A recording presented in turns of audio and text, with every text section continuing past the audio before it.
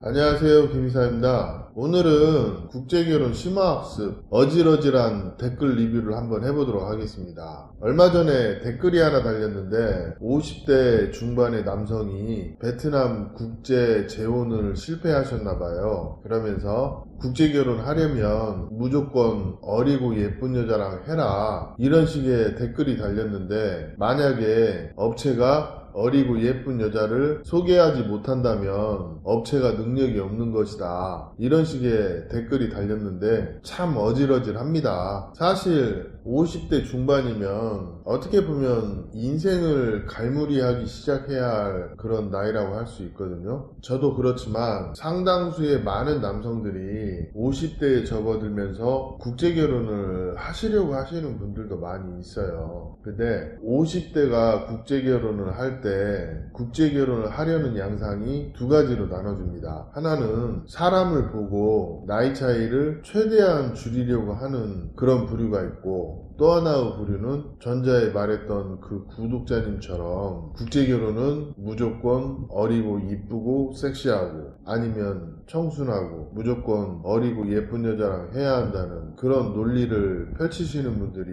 있죠. 저는 이 구독자님의 댓글을 보면서 솔직하게 얘기하면 상당히 역겹다는 생각을 했습니다. 왜 그런 얘기를 하냐면, 남자들이 한 50대 접어들면 인생의 갈무리를 시작하는 시기이기도 합니다. 예를 들어서 노후 준비를 할지 아니면 자신이 하던 일을 마무리하는 그런 시기, 특히 경제적 전환점이 발생하는 시기이기도 해요. 그럼 50 먹도록 인생관이나 결혼관이 아직도 정립이 안 된 분들이 많다? 좀 이런 생각이 들 때가 있거든요. 보면 그래요. 제가 솔직하게 말해서 어린 여자랑 결혼하는 것 자체를 반대하는 게 아닙니다. 문제는 한국 사회예요. 제가 실제 결혼했던 사례 몇 가지 한번 얘기를 해드릴게요. 제 아는 형님이 50대 후반이에요. 그 와이프 사이에서 아이도 하나 있어요. 그리고 그 형수님은 전 남편과 사이에서 8살짜리 딸도 하나 있고요. 한 번은 김포에서 모임이 있어서 저희들끼리 만나서 몇 분의 형수님들과 식사를 했어요. 근데 이렇게 모임을 하다 보면 간혹 주변을 의식을 해야 하는 경우가 있거든요. 모인 남자들은 대부분 50대, 60대 남자들인데 와이프들은 20대 후반이나 30대 초반, 진짜 나이 많으신 분이 40, 이러다 보니까 밥을 먹다 보면 주변 사람을 의식하지 않으려야 않을 수가 없는 그런 상황이 와요. 왜? 우리 형수가 28인데 62세 아저씨 보고 오빠 오빠 그러면서 한국말로 얘기를 하니까 그 옆에서 보는 다른 테이블들은 그 얘기를 들으면서 이게 도대체 한국인가, 그런 생각을 할 수도 있거든요. 제가 베트남 국제결혼에 대해서 관여를 하고 있는 사람이 아니라고 한다면 한국에서 이런 거를 보면 어떤 생각이 들까요? 대체적으로 일반적인 한국 사람들의 시선은 가히 그렇게 좋지는 않아요. 지금 한국이 외국인에 대해서 많이 관대해졌음에도 불구하고 나라 자체는 외국인을 배척하는 정책을 많이 쓰고 있습니다. 특히나 동남아시아 여자들에 대해서, 그리고 서양 여자들만 좋아하는 잘못된 사대주의를 가진 그런 한국 남성들도 있거든요. 그냥 여성에 대한 그런 판타지가 금발의 서양 여자, 가슴 크고 엉덩이 크고 날씬한 외국 영화에 나오는 그런 여자들을 보고 고정관념이 그쪽으로 박혀있는 사람들도 상당하다는 거죠. 이런 사람들이 봤을 땐 동남아시아 여자를 다 똑같이 보는 경향이 있어요. 뭐 필리핀이든 태국이든 베트남이든 라오스든 그냥 싸그리 묶어서 하나의 부류로 본다는 거죠. 못 사는 나라에서 와서 나이 차이 나는 한국 남자하고 사는 그런 2등 시민? 그런 생각이 알게 모르게 좀 깔려 있습니다. 그리고 잘못된 거 두 번째,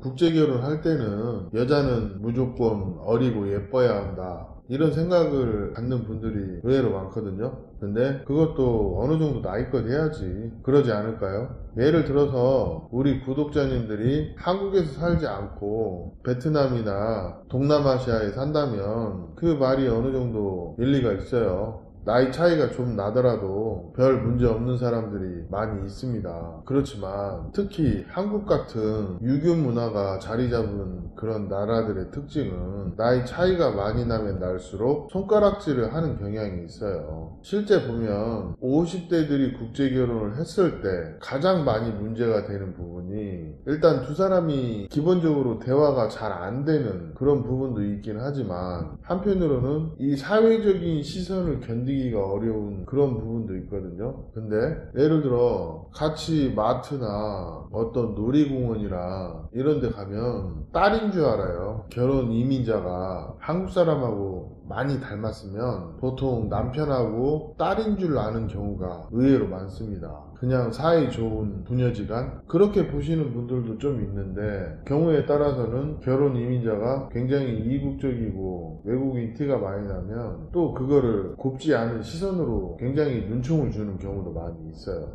한배 부부들 중에 상당수는 이런 부분에 대해서 불쾌감을 표시하고, 또 한 부류는 이런 부분에 대해서 힘들어하는 것도 현실인데, 50대 재혼 남성이 재혼 여성을 만나서 이혼을 하는 주된 케이스 중에 하나가 서로의 역지사지를 이해하지 못해서 그런 것도 많이 있거든요. 이거는 50대가 초혼 여성을 만나도 마찬가지예요. 50대 남성이 20대의 초혼 여성을 만났다 칩시다. 근데 남자와 여자 사이의 배려는 어떻게 보면 서로 호감이 있을 때 배려를 하는 건데, 결혼을 하긴 하는데 신랑한테 관심이 있어야 어떤 배려도 하고 관심도 갖고 그러죠. 이런 상황이 되면 한국 남자들은 대부분 여자에 대해서 결혼의 진정성이 의심이 된다, 이런 얘기를 많이 하거든요. 근데 처음부터 안 되는 결혼을 억지로 결혼을 시켰으니 그 결혼을 진행했던 한국 남자 자체가 결혼의 진정성이 없는데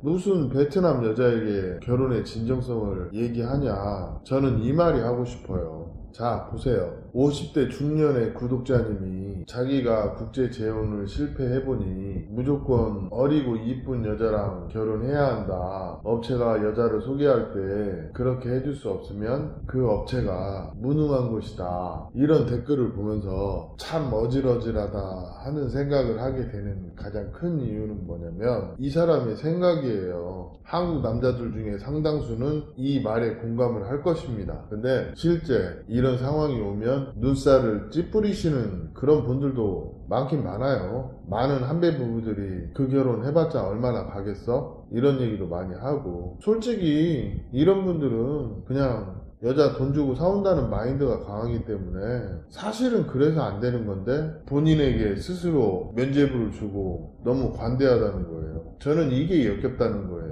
이런 분들이 결혼하고 한 1, 2년 살다가 와이프가 가출하거나 그러면 베트남 여자만 잘못됐다고 해요. 근데 제가 봤을 때는 처음 시작부터 잘못됐는데 중간에 여자와 헤어지면 베트남 여자가 나쁘다는 그런 이상한 논리? 자, 어떤 얘기를 들으실 때 균형 잡힌 정보를 가지고 듣는 것도 중요해요. 유튜브나 언론 매체에 올라오는 베트남 여자에 대한 안 좋은 얘기들 대부분 정보가 다 오픈이 되지 않고 일부 정보만 오픈하고 자극적으로 얘기하는 그런 뉴스들이 대부분이란 말이에요. 사실은 여기에서 우리가 좀 들여다봐야 할 게, 실질적으로 결혼 생활 하는 사람들이 갖는 고민에 대해서 생각을 해봤냐는 거예요. 이런 고민을 하고 주변에 한배 부부들이 살고 있는 모습을 본 사람들은 가히 나이 차이 많이 나는 결혼을 추천하지는 않아요. 사실 50대 남성이 국제결혼을 하고서 나이 차이, 세대 차이를 극복하지 못해서 이혼하는 케이스가 반 이상 차지한다는 거예요. 이게 국제결혼도 결혼이기 때문에 결혼은요 정답이라는 게 없어요. 그냥 큰 틀에서 보면 50대 남성이 20대 여성하고 결혼한다는 것 자체가 어떻게 보면 이 배타적이고 선입견이 강한 한국에서 그 자체로도 정상이 아니라고 생각하는 사람들이 훨씬 많아요. 그리고 실제 결혼했다 하더라도 한국에서 사는데 손가락질이나 차별이나 이런 부분들이 심각할 정도로 많단 말이에요. 예를 들어서 50대 중년의 남성과 20대 초반의 어리고 이쁜 여성이 결혼을 했다 칩시다. 그러면 두 사람이 어디 가서 밖에 돌아다니면 어디 돌아다니기도 어려울 만큼 주변의 시선을 받는다고 토로하시는 분들이 많아요. 근데 정작 중요한 것은 이렇게 나이 차이 나는 국제결혼을 하시면 특히나 위험하다고 하는 이유가 뭐냐면 50대 중년 남성들이 베트남 여자가 한국에 진출하는 징검다리가 돼준다는 거죠. 그 전자의 고객님이 얘기한 무조건 어리고 이쁜 여자랑 해라, 그거에 가장 큰 병폐가 결혼을 했어요. 와이프가 예뻐요. 보기는 좋죠. 근데 예쁜 꽃에는 똥파리가 끼기 마련입니다. 사실이 그렇거든요. 그럼 똥파리가 끼면 그 여자라고 안 흔들릴까요? 50대 분들이 결혼하고서 가장 많이 쓰는 논리가 결혼했으니까 결혼 생활에 충실해야 된다. 당연하죠. 근데 어리고 예쁜 여자가 나와 결혼했을 때 정말 나를 사랑해서 결혼했을까요? 아닐걸요? 대부분 금전적인 그런 것들 때문에 결혼한 케이스가 많아요. 현실이 그런데 적당히 좀 해야지.